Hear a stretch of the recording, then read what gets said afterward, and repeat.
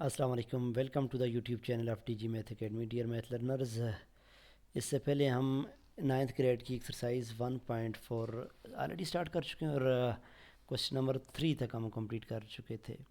In fact question number 2 तक।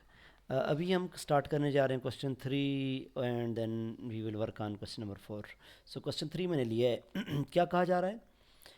Multiplication already हम कर रहे हैं और कुछ क्वेश्चन मैंने इस पे किए थे। एक आध क्वेश्चन मैंने किया था एग्जांपल के तौर पर, और मैंने आपसे कहा था इसके काफ़ी क्वेश्चंस होंगे तो आपको अच्छे समझ आएगी।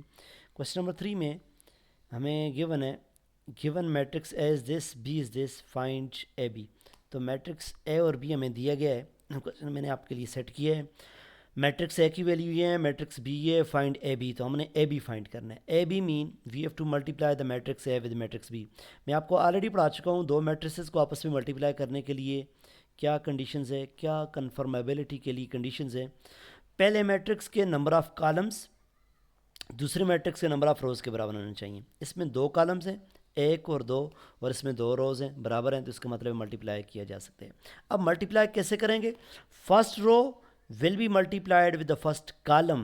सो ये फर्स्ट रो का पहला एलिमेंट उठाएंगे और फर्स्ट कॉलम के पहले एलिमेंट के साथ मल्टीप्लाई करेंगे। यहाँ लिखेंगे 4 मल्टीप्लाई बाय 1, और जब तक पहली रो कंप्लीट नहीं होती यहाँ पर एलिमेंट लिखते रहेंगे प्लस करते हुए। 1 मल्टीप्लाई बाय -3, तो 1 मल्टीप्लाई बाय -3। अब फर्स्ट रो और फर्स्ट कॉलम कंप्लीट हो गए तो आप थोड़ा सा इधर मूव कर जाएंगे। अब हम यहाँ पर लिखेंगे, क्या लिखेंगे? First row second column. So first row यही है, 4 multiply by -1 plus this element with this, so 1 multiply by 4। अब जब आपके पास नंबर ऑफ कॉलम्स ख़त्म हो जाए ना, यहाँ पर दो ही कॉलम थे तो आप इसको क्लोज कर सकते हैं। इस बात को आप याद रखिएगा, जब कॉलम्स ख़त्म हो जाएं तो ब्रैकेट क्लोज कर देनी है आपने। अब हम मूव करेंगे सेकंड रो में, चूंकि पहली रो को हमने जितने नंबर ऑफ कॉलम्स थे उनके साथ मल्टीप्लाई कर दी, दो कॉलम थे। अब second row with first column and then second row with second column. So यहाँ पर मल्टीप्लाई करेंगे 3 मल्टीप्लाई बाय 1 इसके साथ। और आपने ये जाना होता है, इस बात का ख्याल रखिएगा, इस रो में गए और इस रो में जा रहे हैं तो क्या है, मल्टीप्लाई कर रहा हूँ मैं, 3 multiply by 1 plus 1 multiply bye -3 यहाँ पर लिखा। जब इसका सेकंड रो कंप्लीट हो गया तो सेकंड कॉलम पे आ जाएं। इसी तरह सेकंड रो को सेकंड कॉलम के साथ मल्टीप्लाई करके यहाँ लिखेंगे 3 multiply by -1 plus 1 multiply by 4। अब इसको सिर्फ सिमेटना रह गया है, बहुत आसान है। मल्टीप्लिकेशन की फॉर्म में हम ऑलरेडी सेट कर चुके हैं इसको। अब इसका जो आंसर बनेगा उसको सिंप्लीफाई करके लिख लेंगे हमारे अपने पास। तो क्या है जी, 4 multiply by 1 is just 4, 3 multiply by 1 is -3, और 4 multiply by 1 is -4, 4 multiply by 4 is +4, और इधर से 3 multiply 1 is 3, 3 multiply by -3 is -3, ये भी -3 आ जाएगा और ये +4 आ जाएगा। इनका आंसर जो भी बनेगा उसको हम यहाँ पर लिख लेते हैं और हमारे पास क्वेश्चन एंड हो जाएगा। तो ये ए बी मैट्रिक्स है, मैट्रिक्स ए बी का आंसर कुछ यूँ बनेगा। इनको मज़ीद सॉल्व किया हमने, अब प्लस माइनस हो रहे हैं।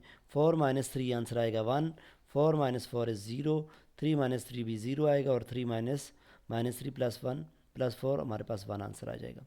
तो ये हमने फाइंड आउट कर लिया ए बी। इसका दूसरा पार्ट, उसमें हमने सी डी फाइंड करना है। मेरे ख्याल से अब आप इसको आसानी से कर पाएंगे, यानी मैट्रिक्स सी को डी के साथ जिस तरह हमने मल्टीप्लाई किए।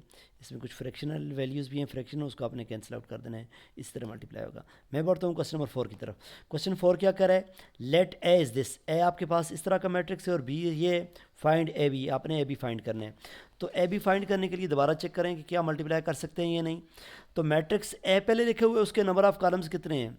1 2, इसमें दो कॉलम्स है, और दूसरे मैट्रिक्स के साथ मल्टीप्लाई कर रहे हैं, नंबर ऑफ रोज़ कितनी है? 2।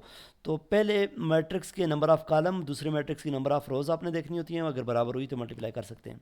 तो एक और क्वेश्चन कर लेते हैं मल्टीप्लिकेशन का, ताकि आपकी अच्छे से प्रैक्टिस हो जाए। So this is the question number 4। Matrix A is given, matrix B is given. So मैंने इन मैट्रिसेस को आप मल्टीप्लिकेशन की फॉर्म में लिखा।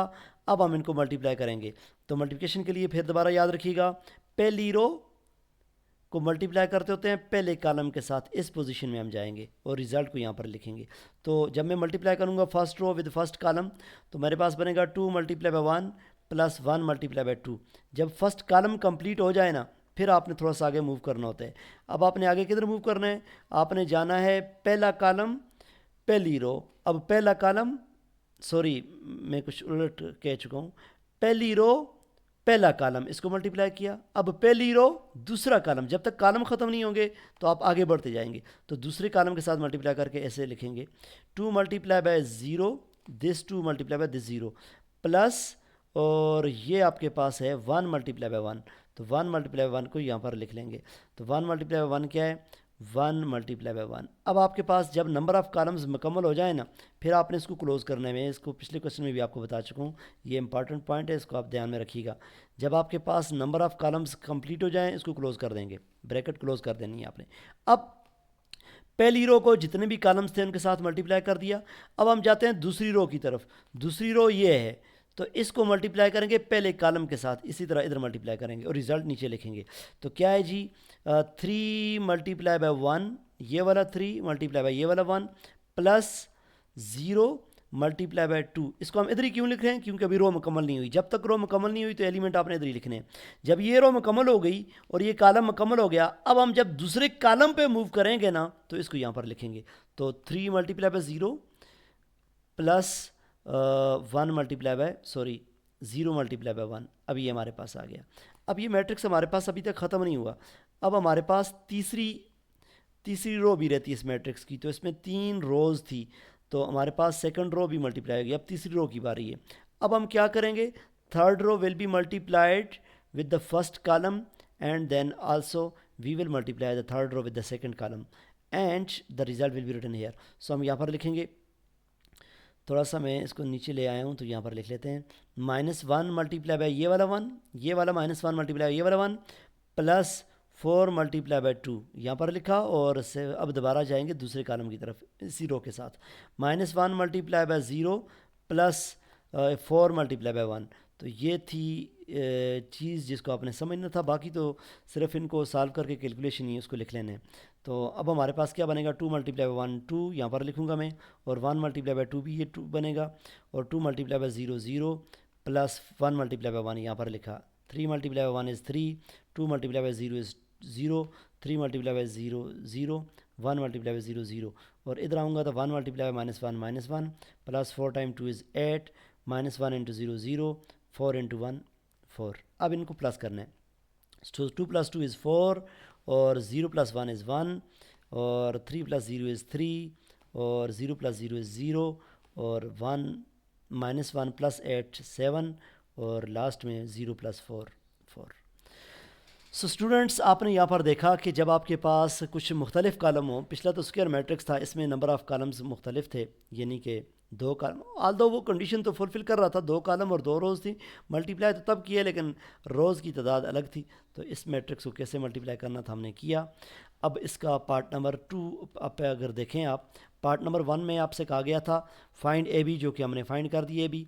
अब आपसे पूछ रहे हैं does B A exist, B A का मतलब है पहले मैट्रिक्स बी हो फिर ए हो, तो क्या हम बी ए कर सकते हैं। तो आप देखें ना, मैट्रिक्स बी में कितने कॉलम्स हैं, मैट्रिक्स बी में 2 कॉलम्स हैं, और मैट्रिक्स ए में कितनी रोज़ हैं, 1 2 3 रोज़ हैं।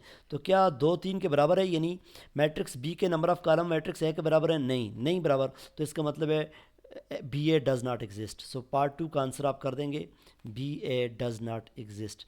सो आई होप स्टूडेंट्स आपको ये 2 मैट्रिसेस की मल्टीप्लिकेशन जो मैंने की है इसको अच्छे से आपने समझा होगा, और आगे जब बढ़ेंगे तो हम मज़ीद मल्टीप्लिकेशन को जारी रखेंगे।